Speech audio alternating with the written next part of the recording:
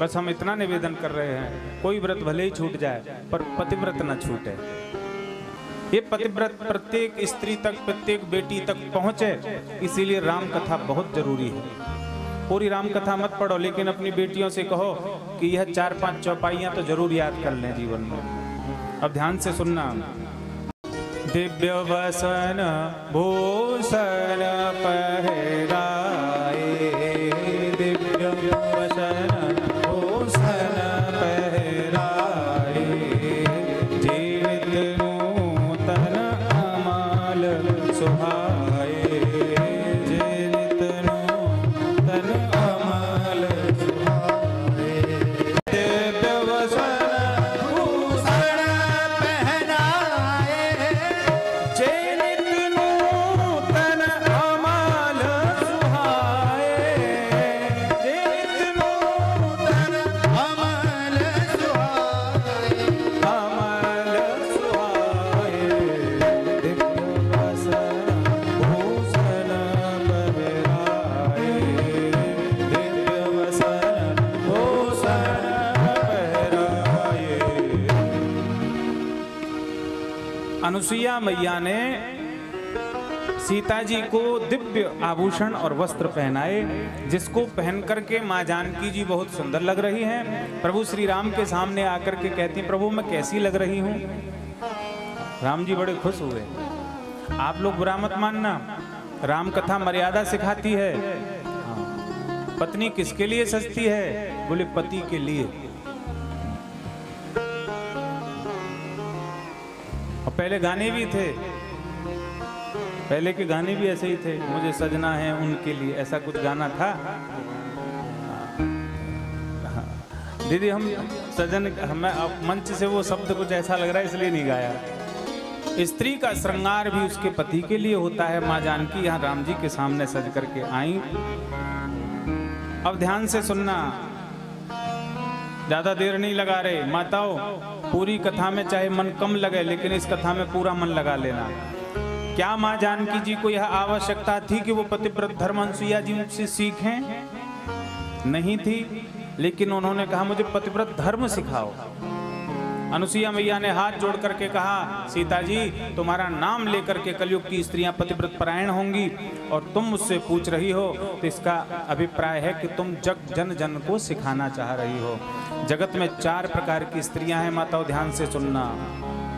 जग पतिव्रता 4 विधि अहि, जग पतिव्रता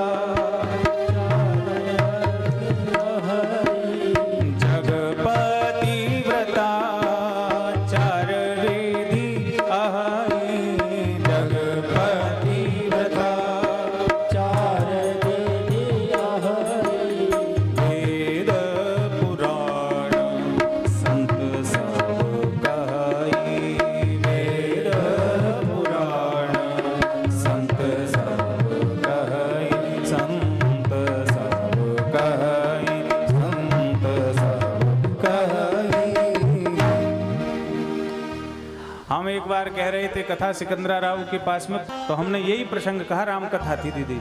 तो एक लड़की शाम को हमसे लड़ने आ गई। पति पति पति पति क्या है?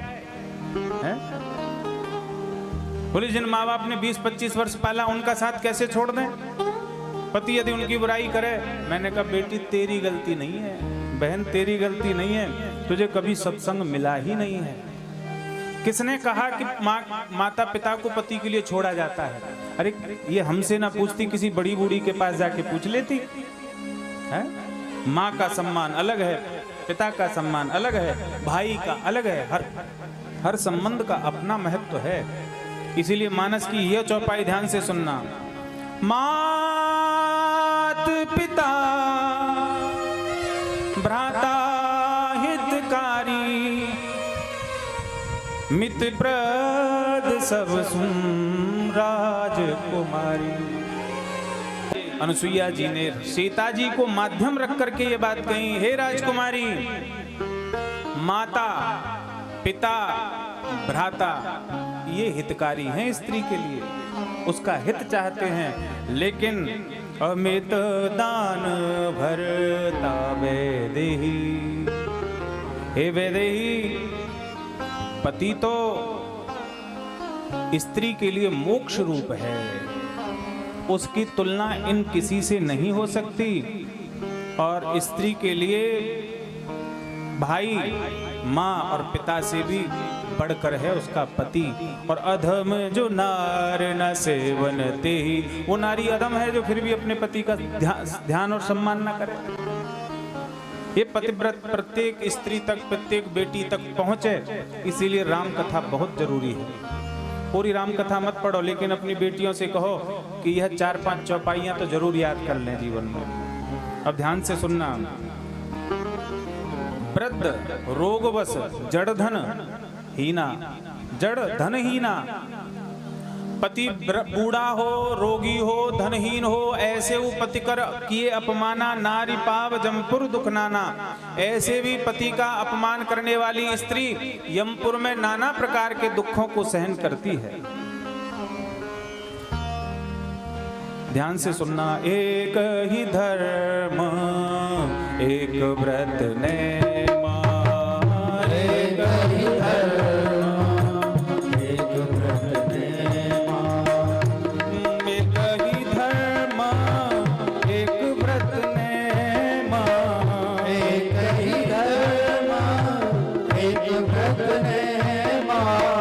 काय वचन मन पति पद प्रेमा, काय वचन मन पति पद प्रेमा, पति पद प्रेमा मन, पति पद प्रेमा मन, पति पद प्रेमा। स्त्री के लिए एक ही धर्म है, एक ही व्रत है, एक ही नियम है। कुछ एक स्त्रियां महीना में 4-4, 6-6 व्रत कर लेती हैं। आज मेरा ये है, आज मेरा ये है, तो हम लोग मना नहीं कर रहे, बस हम इतना निवेदन कर रहे हैं, कोई व्रत भले ही छूट जाए पर पतिव्रत ना छूटे, पतिव्रत ना छूटे। ये जड़ है। स्त्री के लिए उसका पति ही देवता है। सारे पुराण, सारे वेद, सारे शास्त्र यही कहते हैं। श्रीमद् भागवत में जब सबका पृथक पृथक धर्म बताया जाता है तो वहां एक लिखा है, स्त्री का धर्म स्त्रियाणाम च पतिदेवानां तक्षशूणानुकूलता। स्त्री के लिए उसका पति ही देवता है। अब इस प्रसंग पर बस एक छोटा सा दृष्टांत सुनाएंगे, ध्यान से सुनना। एक बाबा सिद्धि कर रहे थे। सिद्धि करते करते उनकी जटाओं में आकर बैठ गई चिड़िया। चिड़िया ने अंडे दे दिए, बच्चे हो गए। अब चिड़िया को तो यही लगे मेरा घोंसला है। बाबा की सिद्धि हो गई पूरी। बाबा नहा धोकर घूम रहे थे, सो चिड़िया आके फिर घोंसला में बैठ गई। बाबा अब जग गए, बोले कि अच्छा अब भी बैठती है। जैसे ही देखा सो चिड़िया राख बन गई। बाबा की तपस्या इतनी हो गई कि जिसको क्रोध से देखें उसी को नष्ट कर दें। और एक गांव में घुस गए और दरवाजा खटखटा करके बोले, भिक्षाम देही नारायण हरि। भीतर से आवाज आई, गुरुजी 2 मिनट रुक जाओ, पति की सेवा कर रही हूँ, भोजन बना रही हूँ, 2 मिनट रुक जाओ। वो पा रहे हैं, गरम गरम खिला दूंगा, अभी खोल ले। जानती नहीं है मुझको। तो पतिव्रता बोली, गुरुजी चिड़िया चिरोटा मत समझ लेना। हाँ। आगे गए, एक घर में बोले नारायण हरि। एक बालक की आवाज आई, बोले माता पिता की सेवा कर रहा हूँ। गुरुजी बोले जानता नहीं है मुझे। तो भीतर से बालक बोला, चिड़िया चिरोटा मत समझ लेना। एक घर में गए, नारायण हरि। बालक बोला कि गुरुजी की सेवा कर रहा हूं। बोले जानता नहीं है। बोले चिड़िया चिरोटा मत समझ लेना। दृष्टांत का अभिप्राय है कि जो व्यक्ति अपने धर्म पे टिका है उसका किसी की सिद्धि कुछ नहीं बिगाड़ सकती, कोई टोटका कुछ नहीं बिगाड़ सकता। अपने कर्म में दृढ़ रहो, निश्चयी रहो। श्रीमद् भागवत का एक हम आपको प्रमाण देंगे। एक श्रीमद् भागवत में राक्षस हुआ जिसका नाम था, जो इंद्र से लड़ा जब वज्र बना, वृत्तासुर। ध्यान से सुनना। इसी की वजह से ऋषि दधीच की हड्डियों से वज्र बना था। हाँ, तो वृत्तासुर जब लड़ रहा था तो इसने कोई पुण्य तो किया नहीं था, मतलब कोई पुण्य नहीं किया था, देवताओं से लड़ रहा था। इंद्र वज्र से लड़ रहे हैं, वृत्तासुर के हाथ में तलवार है। सोई इंद्र के वज्र में वृत्तासुर को नारायण दिख गए और नारायण वृत्तासुर से कह रहे हैं तू जो चाहेगा सो दे दूंगा। क्यों कह रहे हैं, ध्यान से सुनना। बस इसी बात से खुश थे कि तू युद्ध पूरी कुशलता से लड़ रहा है। तो भगवान ने कब कहा कि 4 घंटा बैठने पे ही खुश होंगे? आपका जो कर्म है, कर्तव्य है, उसका परायण करो, कर्म कर्तव्य में निष्ठा पूरी रखो और फिर भगवान को याद रखो। इसी से भगवान प्रसन्न हो जाते हैं। बोलो शंकर भगवान की जय हो। तो सबसे पहले उत्तम स्त्री है। उत्तम कौन है?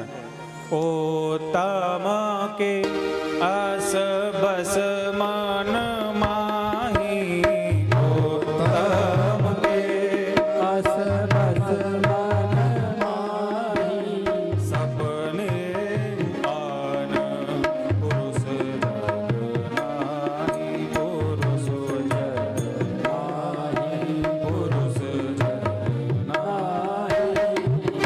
उत्तम प्रकार की वह स्त्री होती है जो स्वप्न में भी परपुरुष का दर्शन नहीं करती। माताओं ध्यान से सुनना, भगवान भी आकर के स्वप्न में कह ले तो दर्शन देने आया हूं, तो कहेगी बाबा चले जाओ, जब मेरे पति सामने हो तब दर्शन देना। ये है उत्तम प्रकार की स्त्री। हम तो कथाओं में कई बार स्त्रियों से कहते हैं किसी भी बाबा के, किसी भी पंडित जी के, किसी के भी चरण छुओ तो हाथ में पल्लू रखो। कहाँ तो शास्त्र कह रहे हैं परपुरुष का स्पर्श नहीं होना चाहिए, और तुम चरण छूने की वजह से ही चरण स्पर्श, शरीर का स्पर्श कर रही हो। जेठ हो ससुर हो, पल्लू हाथ में रखो, शरीर का स्पर्श नहीं होना चाहिए। और आगे मध्यम स्त्री वह है, बजाओ ना माता जी का सहयोग करो। मध्यम स्त्री वह है जो पराये पुरुष को कैसे देखती है। मध्यम परपति देखई कैसे, भ्राता पिता पुत्र निज जैसे। बड़ा है तो पिता समान है, बड़ा भाई है, बराबर का है तो भैया है, और छोटा है तो बेटा है। और इसके बाद में तो 2 प्रकार की जो है वो थोड़ा ठीक नहीं है। बिनु अवसर भयते रह जोई, जाने अधम नारी जग सोई। और धर्म विचार समझ कुल रही, सो निकृष्ट त्रिय श्रुति अस कहई। इस प्रकार की स्त्रियां ज्यादा उत्तम नहीं मानी गई हैं। सब पतिव्रत परायण हो गए। बहुत समय हो गया, 7:30